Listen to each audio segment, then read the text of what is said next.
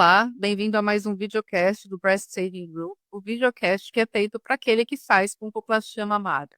Hoje nós vamos conversar sobre mais um artigo interessante, um tema que tem sido discutido e foi relevante o suficiente para ser temática de uma grande aula no Congresso em Las Vegas, né, da Sociedade Americana de Cirurgia de Mamas, que é a cirurgia robótica. Muito tem se falado e tem se tentado colocar a cirurgia robótica dentro do escopo das técnicas cirúrgicas inclusive da reconstrução mamária. Então, achamos relevante trazer mais um artigo sobre esse assunto, conversar um pouquinho sobre isso, que não deixa de ser uma técnica curiosa, eu acho que interessante para todos que gostam da cirurgia da mama. O artigo que a gente vai conversar hoje é a Safety and Feasibility of Single Port Robotic Assisted Nipple Sparing Mastectomy. E para conversar comigo, tenho a minha querida amiga e excelente cirurgiã oncoplasta, Maria Nagini, que vai começar aqui a nossa discussão. Bem-vinda, Maria. Olá, amor.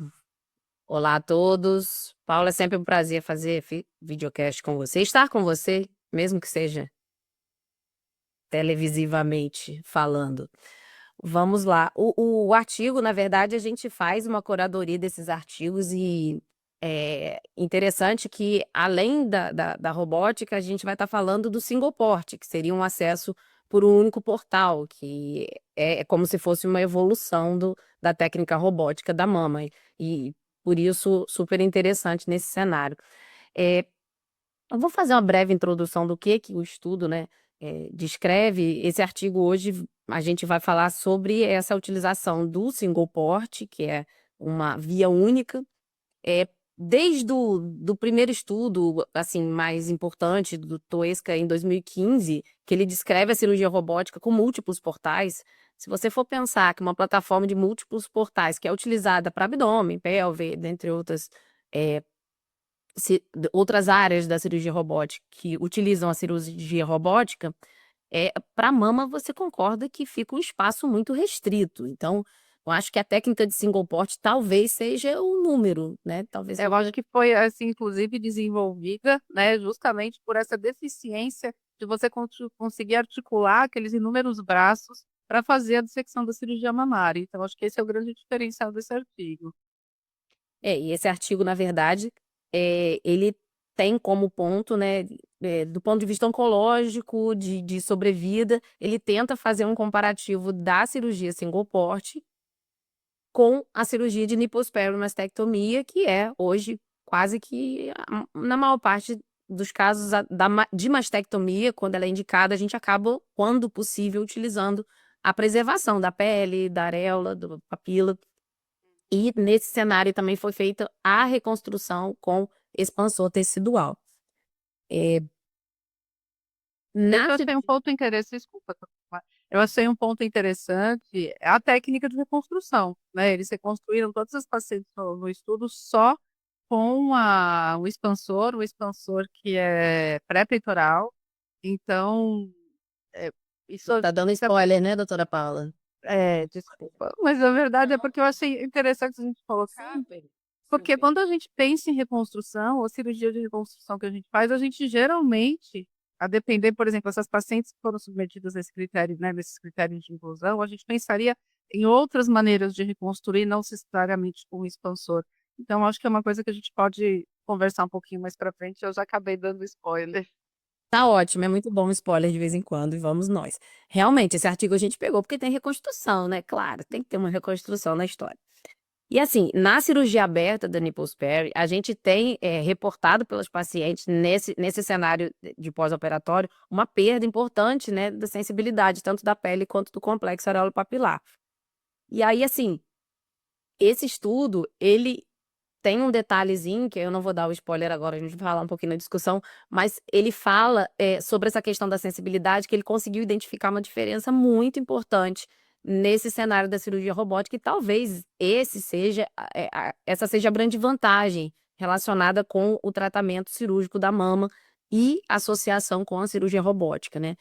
E assim, o que foi observado é que nessas pacientes do cenário da cirurgia aberta, da nipple sparing, mastectomia aberta, a gente tinha uma perda de sensibilidade em torno de 27, 40%. E nesse cenário da robótica, esses números foram extremamente promissores. Eu não vou falar os números ainda, mas vamos lá.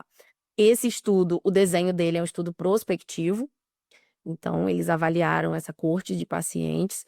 A gente tinha um número de 20 pacientes, foram 40 procedimentos, né? Entre 1º de fevereiro de 2020 até 4 de janeiro de 2023. E tem alguns outros detalhes de idade, tamanho da mama, que a gente vai fazer alguns comentários, porque é um pouco diferente da nossa realidade. Fala um pouquinho pra gente da metodologia, Paula. Eles avaliaram, foi um estudo que foi feito em um único serviço, né, com uma única equipe, então acho que isso traz credibilidade, mas também diminui um pouco a interferência externa, no sentido que acaba viciando um pouquinho o resultado, mas enfim, é um serviço, a equipe foi treinada ela mesma, foram selecionadas 20 mulheres, ao total de 40 mamas, para serem submetidas a esse procedimento, mulheres com idade entre 29 e 63 anos, para serem submetidas a mastectomia poupadora de capa e pele e reconstrução imediata com o expansor. Foram avaliadas tempo operatório, complicações e principalmente perda de sensibilidade, como você já havia dito, né? Então, o que eles encontraram em geral é que o tempo cirúrgico foi de 205 a 351 minutos. Nenhuma conversão para cirurgia aberta foi necessária, não houve sangramento, não houve nenhum motivo que justificasse fazer essa conversão. De complicação, eles encontraram uma necrose cutânea, uma infecção, e o que eu achei também interessante foi os dados referentes à sensibilidade. 90% dos pacientes mantiveram a sensibilidade na pele e 65% mantiveram a sensibilidade no mamilo depois de 2 semanas de cirurgia. Lembrando que para entrar, né, para ser submetido à cirurgia, foram pacientes alto risco, né, definidos como alto risco, ou com tumores iniciais, carcinoma ductal in situ, ou T1 e T2 com axila negativa. Então, esses foram os critérios de inclusão. Lembrar também dos critérios de exclusão desse trabalho, né? Que ele excluiu os pacientes que tinham tumores próximos ao CAP, que estaria também nos critérios da exclusão da cirurgia Da poupadora. cirurgia convencional. Implantes prévios, então os pacientes que foram submetidos a implantes prévios também foram excluídas desse estudo. E pacientes com bojo maior que o D, o que é muito comum nos Estados Unidos, né? Mas realmente no Brasil a gente também tem pacientes com mamas volumosas, então essas mamas volumosas e com pitose grau 3 também não foram incluídas. Até por conta da técnica de reconstrução, né? Essas pacientes com mama volumosa, é muito difícil de você pensar em alguma outra técnica que vá trazer mais benefício para a paciente quando possível de ser realizada do que a própria mamoplastia redutora associada, né? Então, eu acho que no caso da cirurgia robótica, assim como qualquer cirurgia convencional com reconstrução imediata, seja com expansor ou seja com prótese, você performar uma cirurgia dessa não vai trazer benefício para o paciente, vai ficar esteticamente inadequado por conta da sobra de pele. Essa sobra de pele, querendo ou não, você já vai estar incluindo aí também a adequação da pele na reconstrução. Então, é meio que não vai ter por que você fazer uma incisão pequena na axila, como é da cirurgia robótica, e tendo que realocar essa pele toda no segundo momento. Eu acho que realmente é um critério que também é para as cirurgias de nipple sparing sem redução de pele. Radiação de parede torácica, tabagismo mais de 20 cigarros por dia, eu achei interessante esse critério específico, né? Mais de 20 cigarros por dia, então menos 19, talvez. Então, assim, essas pacientes, elas fizeram avaliação pré-operatória tanto com mamografia como com ressonância, para ver se elas realmente preenchiam um critério.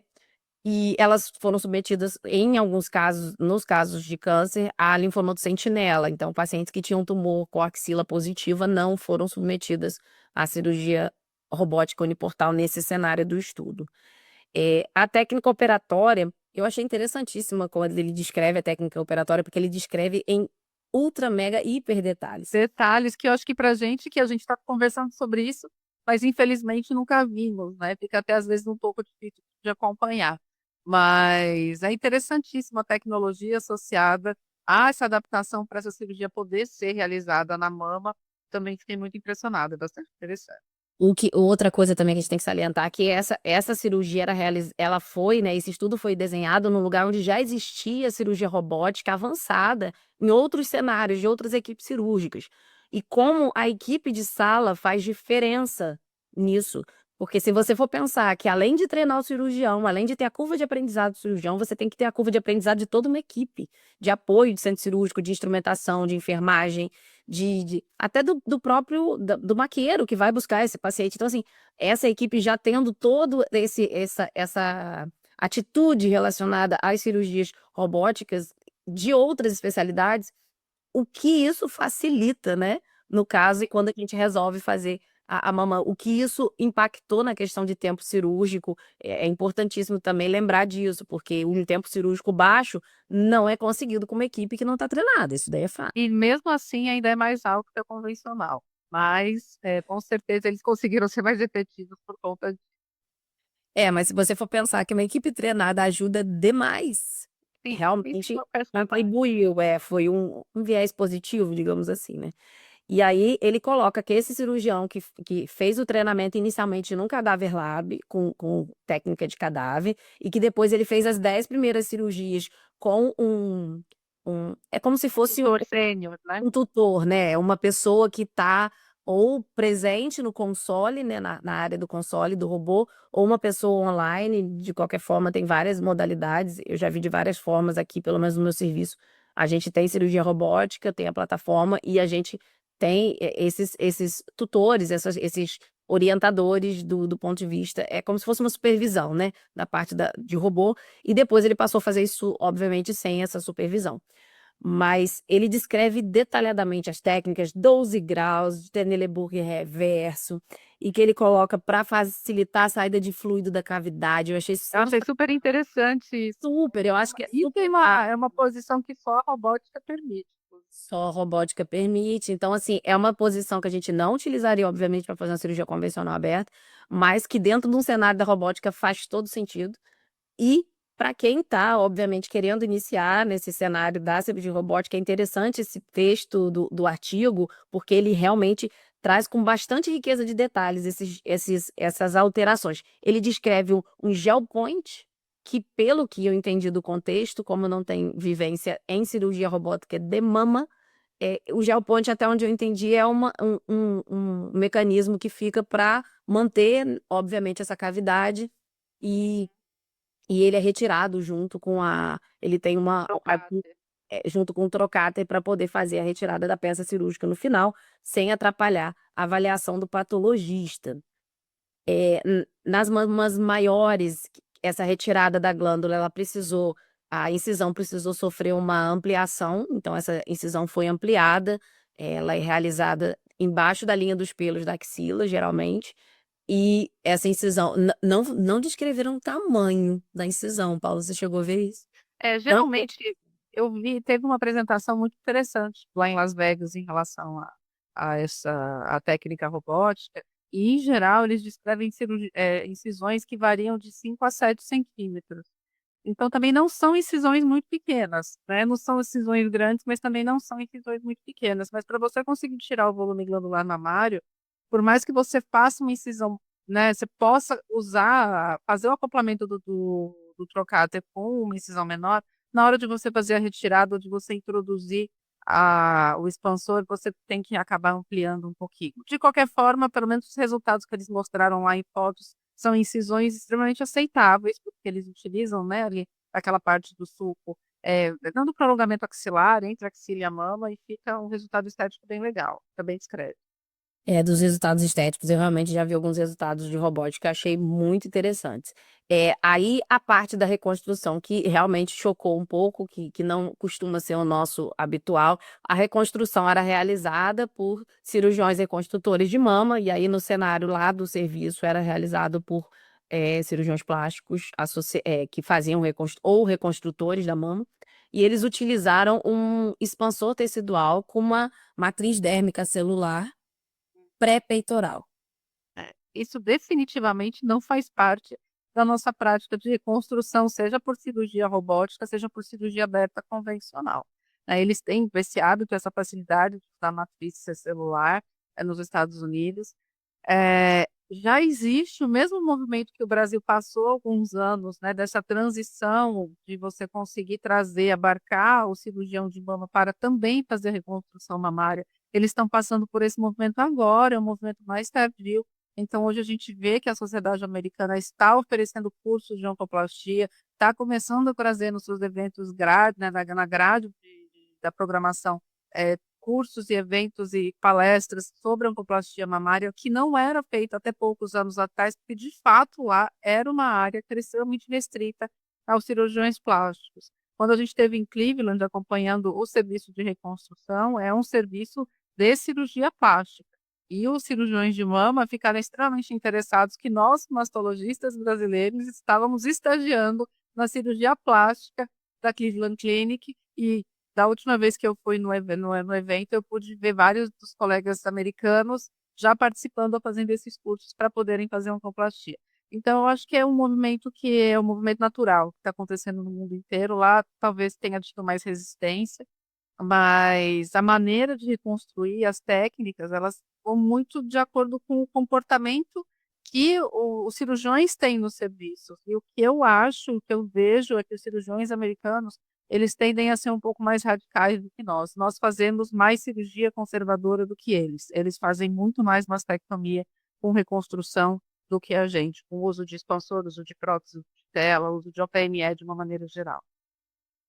Assim, eu particularmente, se for para fazer algum tipo de treinamento de cirurgia robótica, eu também vou querer fazer da reconstrução. Eu não me vejo fazendo só a parte da adenomastectomia já há muito tempo, que já é uma realidade pra gente, né? Eu acho que a nossa rotina hoje é exatamente fazer essa cirurgia do começo ao fim. E eu acho que a tendência é essa. Inclusive, se você olhar depois, eu vou dar esse spoiler, que houve uma infecção do expansor, né, nesse cenário aqui do estudo, e que ele descreve que não tem nada a ver com ele, porque na verdade foi infecção do expansor, ou seja, aí já corta para equipe da cirurgia plástica. Então, E aí vai, né? então, do mesmo jeito que corta para cirurgia plástica, que o problema seria deles, digamos assim, mas corta pra gente também. O retalho tá fino, a cirurgia plástica não deu certo porque o retalho estava fino. Então, eu já ouvi muito isso. Eu acho que fazer o tratamento todo do início ao fim dá essa possibilidade tanto de acertos como de erros, né? Pra gente conseguir ter um resultado mais homogêneo das nossas pacientes. Eh, Aí ele descreve também essa parte do fechamento de forma habitual, a descrição de por onde eles dissecam, né, eles iniciam a dissecção, que o assistente faz a retificação da pele, e que esse expansor era trocado pelo menos 3 meses depois da cirurgia de mastectomia, então nesse período era feita a expansão e era trocado por uma prótese, definitiva, num prazo não menor do que 3 meses. Eu não sou contra expansor, muito pelo contrário, eu acho que Eu adoro. eu sei que você também adora, muito pelo contrário, eu acho que expansor é uma ferramenta incrível que a gente tem para usar em pacientes, principalmente com retardo de alto risco, né. Agora, talvez eles tenham optado por entrar com expansor nesse cenário, porque para essa equipe, apesar deles terem sido muito bem treinados, era uma prática nova. Eu não sei como é que funcionaria se existiria a possibilidade, até pelo tamanho do percurso, de fazer uma reconstrução imediata com prótese. Talvez com essas próteses novas, 85% preenchidas, né, que tem uma flexibilidade maior, tem até algumas técnicas agora com trocáter, incisões mínimas, eu acho que em alguns cenários, talvez essas próteses seriam possíveis nesse cenário da robótica também, dependendo do volume, né, Paula, não dá para colocar uma prótese de 500 ml numa incisão desse tamanho, realmente aí e pré-peitoral, não sei. Fisicamente impossível, né? A gente desafia as leis da física em alguns cenários e realmente eu acho que na robótica, principalmente no estudo desse que foi tão bem conduzido, a gente acho que o expansor entra aí na questão da segurança, tanto do retalho quanto dessa reconstrução e da cirurgia como um todo, né. E assim, o objetivo principal desse estudo era mostrar essa aplicabilidade da técnica robótica uniportal e a não inferioridade em termos de tempo, de resultados, entre outras coisas, e se houvesse, obviamente, foi o que foi visto aqui em um cenário específico, que a gente vai detalhar um pouquinho ali na frente, alguma superioridade em relação à técnica aberta, que é a técnica já que a gente já utiliza durante muito tempo. Eles fizeram uma avaliação de sensibilidade do complexo. Muito interessante, né, inclusive eles fizeram uma avaliação da sensibilidade. Pode explicar um pouquinho, assim, é só porque depois eu conto o detalhe. Essa parte da sensibilidade, eles descreveram no pré e no É isso, pós-operatório. eles fizeram um mapeamento, na verdade, né, da sensibilidade da paciente, porque a gente sabe que a sensibilidade do complexo areopapilar, ela é muito individual, tem mulheres que têm mais sensibilidade, tem mulheres que têm sensibilidade em locais diferentes, então eles usaram uma técnica para fazer o mapeamento dessa sensibilidade antes da cirurgia e depois da cirurgia, para poder tentar graduar qual que seria o tamanho do impacto, né, desse procedimento, da retirada da glândula, e os resultados foram muito animadores. Eu acho que talvez seja mais animador quando a gente compara uma técnica com a outra, né, Má? Pois é, eles fizeram, assim, do total de 20 pacientes, né, 40 procedimentos. A questão das intercorrências, a gente teve uma necrose de retalho, eles referiram que foi pela utilização de gelo no pós-operatório, em casa, depois da alta, e uma infecção de sítio O cirúrgico. pessoal da cirurgia plástica falou que foi cirurgião de mama e o cirurgião de mama falou que Foi o pessoal da cirurgia plástica e ficou nesse bate-bola e ninguém chegou a conclusão nenhuma, teve que colocar no trabalho, infelizmente. essa necrose, eu acho até interessante comentar sobre isso, porque é extremamente perigoso a gente fazer qualquer tipo de compressa ou qualquer tipo de orientação para o paciente, até tomar banho, a gente tem que orientar. Ela tem que tomar banho com água morna ou fria, porque essa perda de sensibilidade pode trazer complicações, né? Então, a paciente fica com medo, às vezes começa a ficar, né, fazer aquela equimose pós-cirúrgica, ela tem que estar orientada que ela não pode colocar nada, nem gelado nem quente, porque ela não tem sensibilidade para poder se defender. Eu já vi, como assim, como nesse estudo, haver perda de reconstrução, porque a paciente, por livre e espontânea vontade, e a gente tem que fazer a meia-culpa, né, falta de orientação, ter feito também compressa de gelo pós uma adenectomia. Então, acho que vale a pena ressaltar que as pacientes têm que ser muito bem orientadas do que elas podem e do que elas não podem no pós-operatório de uma cirurgia dessa. É comum, essa queimadura pelo gelo nas pacientes de biópsia, você também faz a biópsia, é comum a gente prescrever o gelo, né, no pós-operatório, no pós-biópsia, e eu já tive uma queimadura porque a paciente colocou o gelo direto na pele, sem nenhum anteparo. Então, assim, às vezes até o explicar precisa ser bem detalhado, porque um pequeno detalhe pode realmente, modificar. Em E a relação ao tamanho das mamas, né, eu achei que, também na verdade eles o critério da indicação da cirurgia seria aquela paciente que a gente considera a paciente a mais adequada, a paciente que tem a mama pequena, a paciente que não tem quitose, aquela paciente que a gente olha e já imagina: "Ah, essa daqui tem a cara de uma adenectomia", seja profilática ou seja curativa numa paciente com tumor inicial, foram as pacientes que eles acabaram, fazendo a seleção para entrar no estudo. Se você olhar, eles utilizaram o critério do bojo, né, A, B, C e D. E aí, se você olhar, você tem muito mais bojo A e B do que C e D. Então, assim, do ponto de vista técnico, se você tem uma base mais larga, o bojo é a largura da base, né, da mama, da circunferência, né. Quanto maior a circunferência, maior o bojo. O D seria uma circunferência maior. Mas Realmente, você vê que, do ponto de vista técnico, também é mais difícil quando você tem uma mama mais espalhada, com um volume maior de base. E aí, eles realmente, se você for olhar o critério, eles tiveram, mais pacientes com bojos menores. As mamas eram pequenas, os critérios de exclusão, isso tudo realmente a gente meio que já imaginava, até porque para fazer uma série bonita, foi bem bonito esse estudo, eu realmente gostei. e você vê que eles também descrevem que conforme foi passando o tempo do estudo, a cirurgia foi ficando mais rápida, porque a curva de aprendizado dos cirurgiões foi melhorando. Então, acho que é uma coi é uma evolução inerente à experiência, à adequação de toda a equipe, melhorar até esses dados de tempo que hoje a gente considera que são piores do que da adenectomia convencional. Do ponto de vista lógico, você trabalhar com trocáter numa zona que é difícil acesso, né, como principalmente o polo posterior de uma adenectomia numa incisão de suco intramamário, faz sentido. Você é racional você pensar que através de trocáter e uma ótica você consiga ter um acesso melhor depois de muito treino. Então, acho que é a tendência, a partir do momento que essa técnica conseguir se popularizar, é ela ficar também cada vez mais rápida. eles, nessa população, foram 11 pacientes com indicação de cirurgia profilática, então são pacientes com para redução de risco, e 9 pacientes com câncer, efetivamente, e 3 delas, inclusive, tinham realizado quimioterapia neoadjuvante. Nenhuma delas teve margem cirúrgica positiva nesse cenário, né, do câncer, na avaliação da patologia final. Nenhuma paciente precisou ser convertida para cirurgia aberta. Eu achei isso também muito interessante, porque nesse cenário de aprendizado você acaba Sim. convertendo alguma mais difícil. As complicações de pós-operatório é o que a gente já considera, né, até 30 dias de pós-operatório.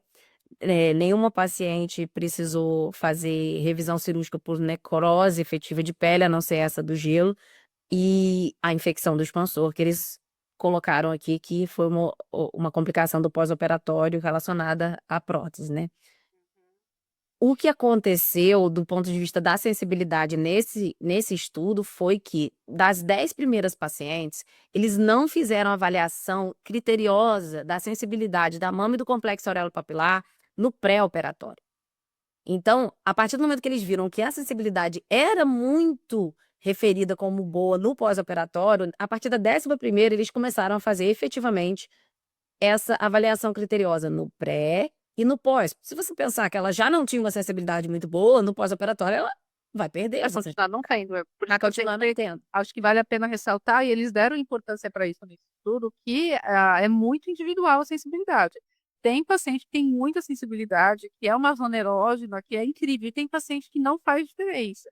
Então você mapear essa sensibilidade para você poder fazer uma análise comparativa pós-operatória, eu acho que nada é mais que justo, porque a gente, nos estudos de sensibilidade atualmente, a gente considera eu tenho pouca sensibilidade como sendo uma perda de sensibilidade, mas eventualmente essa paciente já tinha uma sensibilidade baixa no pré-operatório. Então esse é um diferencial que eu achei bem interessante para poder avaliar, e traz dados que são mais fidedignos, né. A partir dessa 11ª que eles fizeram essa avaliação criteriosa, eles conseguiram identificar que a sensibilidade da pele foi preservada 90%, né, na segunda semana, em 100% 6 meses. Então, assim, foi realmente da pele, né. Então, a gente teve resultados muito promissores do complexo aureolo-papilar também, os números são maravilhosos. Então E assim 75% após 2 semanas, isso. né. Então É são incrível. nessas pacientes, eles conseguiram realmente documentar que essa sensibilidade se manteve desta forma. Exatamente porque eles conseguiram fazer essa análise pré e pós. E aí eles perderam essas 10 primeiras, né, mas é interessante que os estudos precisam ser, frequentemente avaliados com critérios, assim, você tem que avaliar do ponto de vista crítico mesmo o que você está fazendo em relação ao estudo, porque é óbvio que isso daqui, dentro das análises que eles fizeram parciais do trabalho, eles viram que os resultados eram muito bons e que eles deveriam modificar a forma de avaliação. Então, é interessante, dentro de um trabalho prospectivo, você realmente conseguir ter essa análise crítica dos seus resultados. Alguns eles param o braço controle, por exemplo, porque o outro é muito melhor. Então, assim, quando é relacionado à droga, então eu acho que fica claro que realmente foi um trabalho feito com muito cuidado. Sim. E tem até um editorial da Monica Morrow que corrobora, né, com isso que você está falando em relação a aquela velha história, precisa de mais estudos, precisa de mais Ns, precisa sempre de mais informação, porque essa informação ela vai transformando a nossa prática. Então, eu acredito que com o passar do tempo e o aprimoramento da técnica, esses dados que já são relativamente bons, eles vão melhorar. O que a gente tem que considerar é que, atualmente, uma cirurgia robótica ela é muito mais custosa, né, do ponto de vista financeiro, custa muito mais caro do que uma cirurgia convencional. E ainda é uma cirurgia que demora mais. Então, para um sistema público ou para as próprias, né, operadoras de saúde, eventualmente ainda não é interessante, considerando que você tem resultados que são comparáveis, né, não é que tem, como você falou, uma mudança muito drástica de braço em relação ao desfecho, em relação à satisfação estética, em relação à necrose, em relação à complicação. É muito parecido, um pouquinho melhor ali, um pouquinho melhor aqui. Então esses resultados ainda se sobrepõem e tornam a popularização da prática da cirurgia robótica mais difícil, e eu acho que é principalmente por conta do custo, não sei se é essa a impressão que você tem. Eu acho que talvez nos Estados Unidos não tanto, até pela própria política deles de utilizarem muito a PME, independente do procedimento, né? As matrizes dérmicas, que pra gente é quase um caviar do cirúrgico, para eles realmente é uma coisa mais tipo batata frita, assim, eles usam quase que todo dia. Então, eu acho que a maioria dos estudos, quando a gente se depara, por exemplo, com os resultados, tem sempre matriz dérmica associado. Então, eles têm resultados a partir do momento que eles já têm um custo embutido na cirurgia aberta relacionado aos OPMEs. E talvez a robótica, por ser uma plataforma que já estaria ali, basicamente, ela deve reduzir, de repente, a questão de dor no pós-operatório.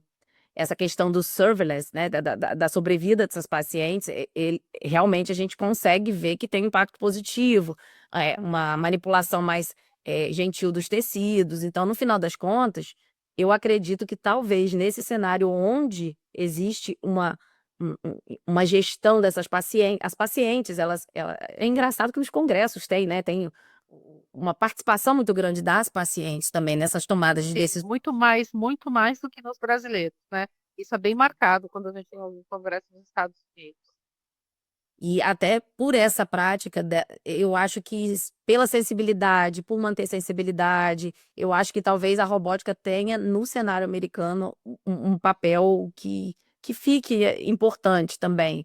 E a saúde financeira, eles discutem em todo o congresso, mas se a gente vai falar de saúde financeira, a gente vai ter que conversar também com o pessoal da oncologia clínica, porque a gente tem também um gasto interessante relacionado à adjuvância. Então, talvez não seja o OPME que a gente vai usar uma vez só, mas talvez o tratamento quimioterápico. Então, tem outros cenários, outras brigas, outras batalhas, eu acho, para discussão da saúde financeira. São muitas para poder analisar com efetividade. Eu acho que a gente agregado da tecnologia faz parte. Eu sou uma entusiasta da técnica.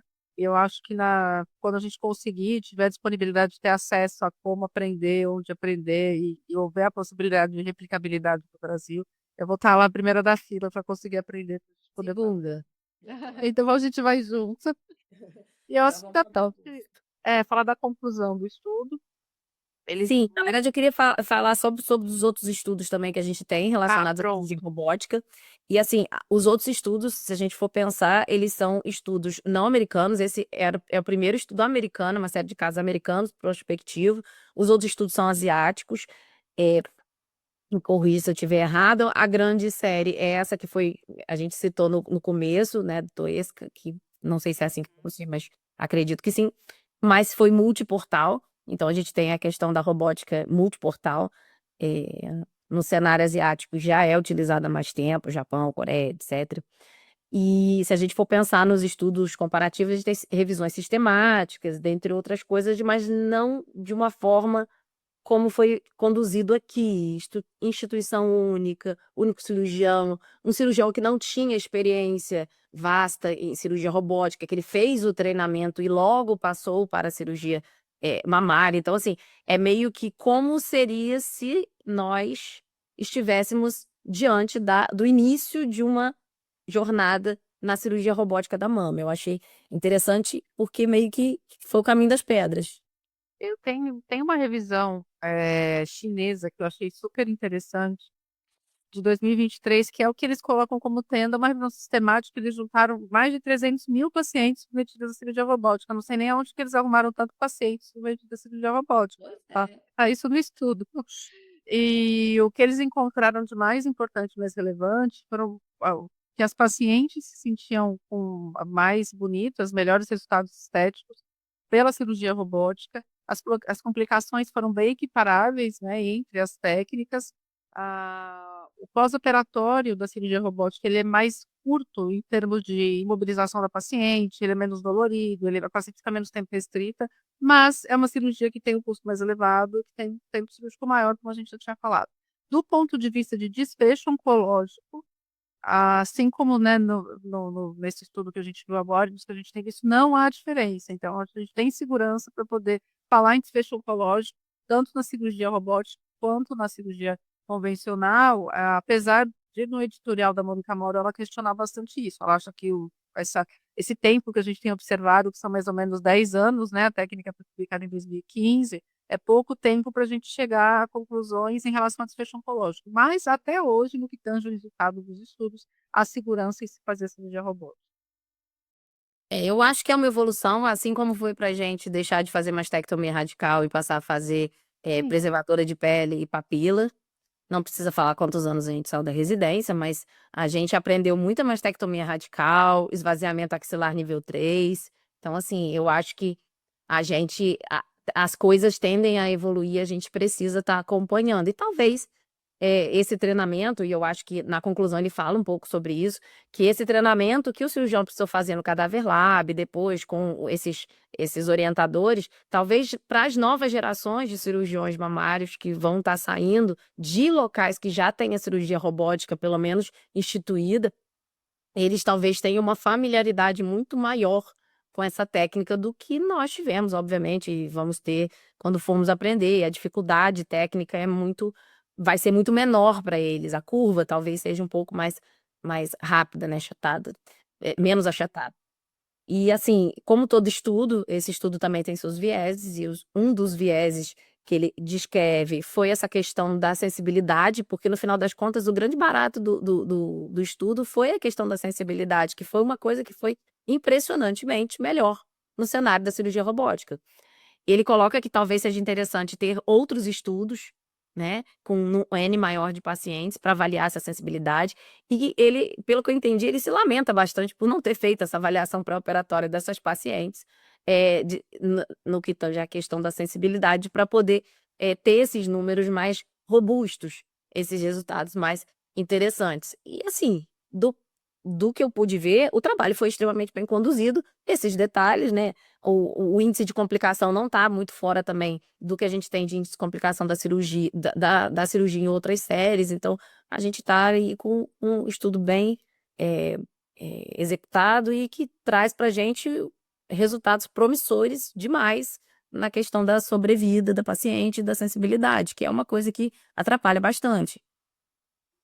Então, o que eles concluem, na verdade, é que eles conseguiu demonstrar que a cirurgia robótica, né, de portal único, associada à reconstrução com expansão tecidual, é um procedimento seguro, é um procedimento factível, e também descreve que futuros estudos precisam, né, ser realizados para demonstrar esse papel da cirurgia robótica, principalmente, como você disse, no peso da consciência dele, do que fala em relação à preservação de sensibilidade, que seria a cereja do bolo da técnica, e do complexo farelo-papilar em relação, né, quando você compara com a cirurgia aberta.